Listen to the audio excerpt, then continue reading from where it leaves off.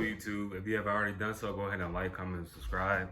Today, I am talking about what to do when you're stuck at a plateau. What is a plateau?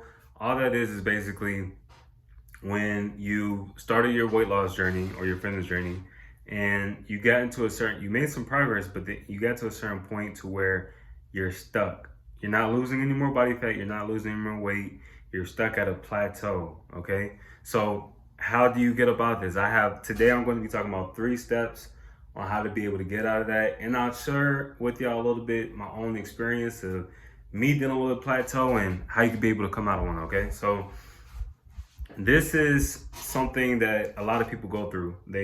And this is what discourages a lot of people. They feel like they've been, making some strides, they lost a few pounds, but then they're stuck at a certain point. But if you don't know how to go about, if you don't know anything about like the science behind fat loss, weight loss, or how to even approach the situation, then it could be very discouraging. Like I get it.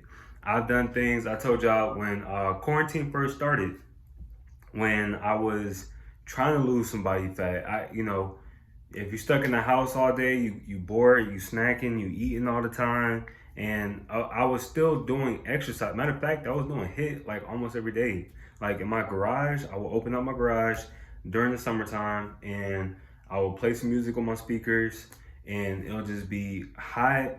I'm doing HIIT cardio. I'm sweating from the crown to all the way to my feet. Like, I would really be getting it in. And I'm thinking like, well, shit, I'm eating healthy. I was eating healthy. Like I was eating chicken breast, rice, broccoli, potatoes. Like I was eating things that I thought were healthy. That are healthy, but I still wasn't getting the weight off of me. Like I think at first I probably lost like a few pounds or whatever, but then after that, like I wasn't losing anymore, and I was driving myself crazy. Like that made me think to go even harder. Like once I started doing it, I was like, okay, like let me go ahead and keep going, do more HIIT, do more exercises. The gyms were closed, so I couldn't even lift any weights, or you know what I'm saying. So I did more push-ups. I got a pull-up bar that I got in my garage, so I go ahead and get some pull-ups. I got some steps in my garage, so I try to get some dips in. I was doing a lot of stuff to get about that plateau, but this was before I knew anything about calories, anything about fat loss, anything about weight loss. And it's not easy, but it's very simple once you understand and you apply these rules. Okay, so the first thing you want to do is revisit your calories. Again, when I was in the phase of not knowing how to get out of my plateau, like I was eating foods that I thought were healthy and that was going to get me out of that plateau and make me, shed some more body fat. But obviously that wasn't the situation. I would eat like I would eat like black bean burgers. I'll eat them with like lettuce wraps, and my thing is I'll still use a bunch of condiments on there. I'll put pickles, ketchup, Sweet Baby Ray's barbecue sauce. I know a lot of y'all use that same stuff too, but it's 70 calories per 2 tablespoons. Like I think I was doing something, but I still was in either maintenance or a surplus. So if you still don't know how to calculate your calories, go ahead and pause this video, go watch my video on how to burn stubborn body fat, and then come back to this video, and then we'll get back to it. But you need to find your calories. Okay, revisit your calories. So say you already been making some progress. You lost like a few pounds. You're already in a deficit. But say it's not moving after a certain while. I'll give it like 2 weeks. If it's not moving after 2 weeks, like either the scale, if you don't see anything in your progress pictures, you measured yourself with a measuring tape. Like these are all things to look at when you're losing weight. Don't use a scale solely as a tracker. You want to use a bunch of things, because the scale is just measuring weight, but you could still be losing fat and still staying the same weight. So whatever your calories are, just adjust them by little. The goal is not to be hungry, not to be starving yourself. So 50 calories. Just go under 50 calories. So say for example, if you're in a calorie deficit right now of 1800, right? Ladies, we got some ladies out there, fellas. You know, some of y'all might be this low, 1,800 calories. But if you feel like you're at a plateau and you haven't seen any changes after a few weeks, drop it to 1,750. 1,750 calories. Go ahead and try that. And again, like what your body does is try to find homeostasis. So if you give it something new to adapt to, then it'll go. It'll lose some more body fat, and then you just keep doing it, and then your body will adapt to it. But again, like I said, you keep going lower and lower, like it'll get to a point to where you're hungry. That's why I advise that whenever you're in the calorie deficit, you start as high as possible for you to lose weight, and then you just go down from there. It's a lot of people that say you take like your goal body weight, you multiply that by 12, and that's your calorie deficit. But to me, that's not the smartest way to do it, because say if you cut your calories by so much, yeah, you're going to make a whole bunch of progress. But say you get stuck at a plateau and you still got some body fat you want to lose. Okay, now you're in the deficit of 1,200 calories, but you need to go lower. And it's like, well, like you're going to be hungry. You're going to be starving. Okay, so like I said, revisit your calories, cut it by 50, at most 100. Don't drop it too low. Don't drop it too low. All right, so that's number one. Number two, move more. Increase your NEAT, non-exercise activity thermogenesis. I talk about this in all my other videos. All that is just basically your steps, your walking, your move, like stuff I'm doing right now. I'm moving my hands and being extra while I'm in this video. Like you want to move more. Different ways you could be able to do this is, say if I work a job to where, you know, the parking, like say I'm at the parking deck, right, of my corporate job or whatever. So right there, there's a parking spot right by the revolving door, right? So I could park right there by the revolving door. So as soon as I get out the car, all it is just 10 steps to get to the revolving door and then get to my office.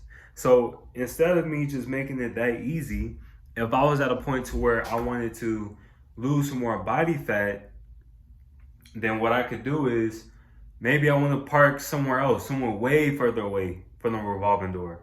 So I park all the way down there. Say it's, use my hand as a sign right here. So say it's all the way down here. I get out the car and it's taking, instead of 10 steps right here to the revolving door right here, I'm all the way back here. So instead of 10 steps, maybe this is like 50 steps for me to get all the way to the revolving door and get inside the building.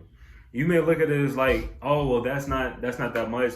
Steps do add up. Steps do add up. If you take steps little by little, you'll start to realize like how much a mile will be, how much more miles will be. Like the more steps that you take, the more you're going to burn body fat.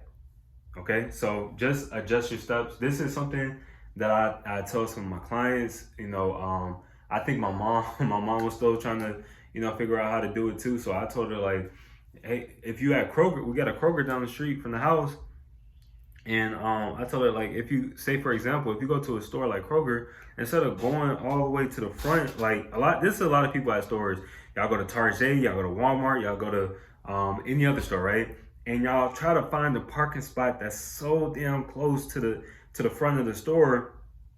You're kind of not saying that this applies to everybody, but you're missing the opportunity to get more steps in. So instead of finding something that's so close to the front door of the store, park all the way in the back.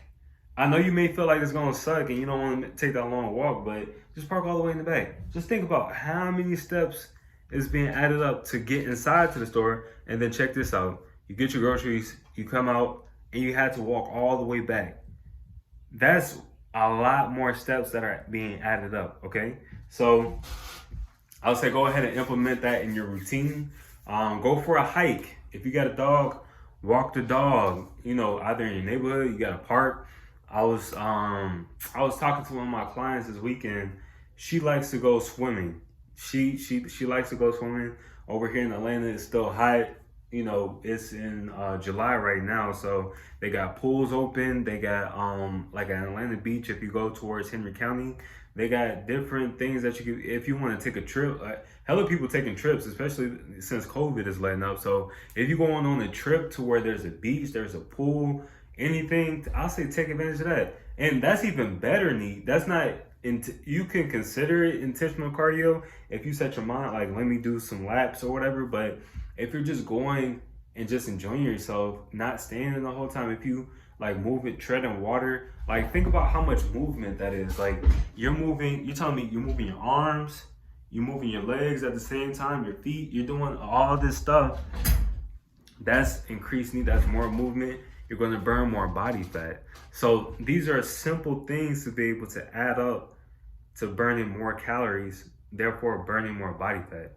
Okay, so increase your NEAT. Do that in combination with increasing your cardio. So is it true that you can still be able to lose weight without having to do cardio? Lose body fat without having to do cardio? Yes. If you stick with step one and make sure that you keep your calories under control, that's like the main thing. But even with doing weight training, you can still be able to, in a long time, the more your metabolism is up, the more you get to burn calories at rest. So yes, you can still be able to burn body fat without having to do cardio.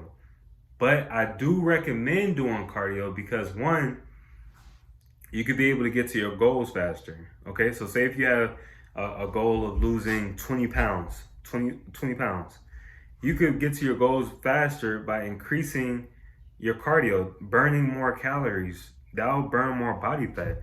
So yes, you could be able to do that. And number two, well, really, I should have just flipped this. This should be the number one reason. It's for your health. Your heart is very important to you. So if you include more cardiovascular exercises, that's going to be good for your heart. That's going to allow you to live a more long, fulfilling life. Like that should already be a priority. So increase your cardio. Increase your cardio. All right. And the last step is you want to make sure that you are patient. Patience. Patience is key. I see a lot of people, they want to get their results fast. They want to get, lose 10 pounds, 15, 20 pounds in 2 weeks. Not saying that it's not possible, but it's like, what are you willing to sacrifice to be able to get there? Over here, I preach sanity over vanity, which means not going crazy over achieving any fitness results. There is a level of discipline that comes with it, but I'm not the type to, because I've done it before. I've aimlessly, went ahead and cut it. I did stuff for a competition, and not saying that, I feel like I was going to die, but I did feel like I was giving up some sanity to achieve these results. And I didn't even do it as effectively as I feel like I could have. Like I told you, I've done 2 a days, 2 hours of cardio a day. So I've done the Stairmaster level 10 in the morning, Stairmaster level 10 at night. I cut my calories by so much just by eating fish and veggies for 2 months. Like that is insane. I lost muscle along the way. So it was a lot of mental stress that it put on me, and I don't want the same thing for y'all. So when I say you want to look at the long game, look at the long run. Don't look at quick results. Okay? You want to look at your results like very sustainable. The longer that it takes for you to get to your results, the longer you can be able to sustain it for. So keep that in mind. Be patient. Be patient. Nothing that's worth having just comes overnight. And if it does, it's easy to go away. I see this all the time, guys. And I'm sure you guys see this too. On Instagram, on social media, I see these fitness folks, they have clients. They do got clientele. They got clientele. They're making bank. They got all these folks lined up, ready to train with them, and they post their results. But how long do their clients keep it for?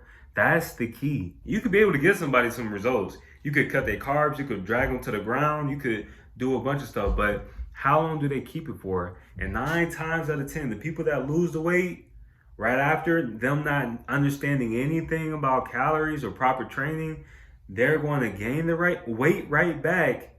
And and that's how I feel like some of these trainers get people. I ain't knocking nobody's hustle, but That's how I feel like some of these trainers get people, because they make it like a thing to where folks had to come back to them. So I see this even under comments sometimes, like the clients that used to train with the trainers say they post results of somebody else, right? And then one of the old clients go ahead and respond back, leave a comment under social media and be like, "Hey, I need to get back in. I need you to get me right again." And I don't know if I'm tripping. I feel like if I have clients, I want to make sure that, they get the results, they get the information that's needed, and then they go off. They do their own thing. They get what they needed from my services, and they know everything that they need to do. I don't want it to be a thing to where they had to solely rely on me to be able to achieve some results. I don't want to depend on one single man for my results. I want to be able to know what the hell I'm doing so I could be able to maintain this and just and keep it pushing. Now, if I want to continue to train with him because I like his training style, I like him as a trainer, him or her as a trainer, and if I still want to mess with them, like, yeah, I'm gonna do that. But just to solely rely on them for results, nah, I'm not gonna do that. And I'm not gonna put my clients through that either. I'm not gonna just make it a thing to where they solely rely on me for their results, okay? So just to recap on this video, the first thing, go back over your calories, tweak them by like 50 calories. All right, number 2, increase your NEAT/cardio, move more, okay? And number 3, patience, be patient, trust the process. If it takes you a year to achieve your results, let it take a year. But again, it's all about how long you sustain it. We're looking for sustainable results.